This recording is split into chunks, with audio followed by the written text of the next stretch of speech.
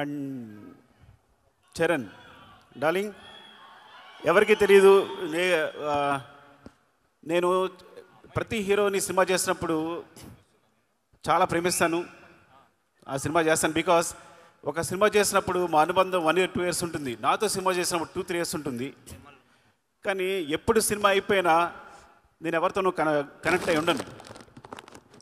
రంగస్థలం అయిపోయినా కూడా అనుబంధం అలాగే కొనసాగిన ఒకే hero Charan. He's my brother. I love him more than anything. ఆ విషయం ఎప్పుడు మేము కాపాడుకుని వచ్చా కానీ I'm telling the stage. Actually నాకు చాలా ఇష్టం. మేము ఎప్పుడు కలుస్తూనే ఉంటాం, మాట్లాడుకుంటూ ఉంటాం, ప్రతిదీ డిస్కస్ చేస్తూనే ఉంటాం. అన్నిటికన్నా ఇంపార్టెంట్, మీకు ఒక రహస్యం చెప్పాలి. చిరంజీవి సార్తో కలిసి నేను ఈ సినిమా చూశాను, గేమ్ చేంజర్.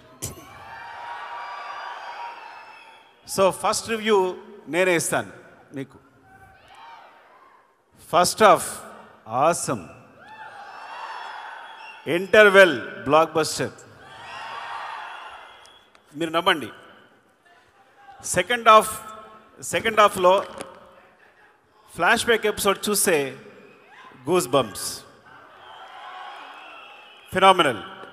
నేను మళ్ళీ శంకర్ గారి సినిమాలు జెంటిల్మెన్, భారతీయుడు చూసి ఎంత ఎంజాయ్ చేశానో అంత ఎంజాయ్ చేశాను సినిమాని. రంగస్థలం సినిమాకి నేను కంపల్సరీ నేషనల్ అవార్డు వస్తుంది అనుకున్నాను చరణ్కి,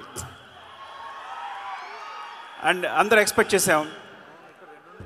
సో బట్ ఈ సినిమా క్లైమాక్స్, తన ఎమోషన్ చూసినప్పుడు నాకు మళ్ళీ అదే ఫీలింగ్ కలిగింది.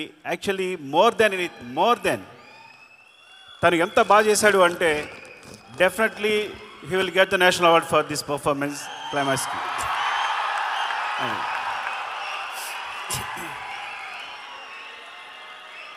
Shankar sir, thank you so much ఇంత మంచి సినిమా ఇచ్చినందుకు చరణ్కి. And love you all. ఏమైనా మర్చిపోతే ఏమనుకోకండి. And thank you so much for your love. Thank you so much. Love you అండి, లవ్ యూ.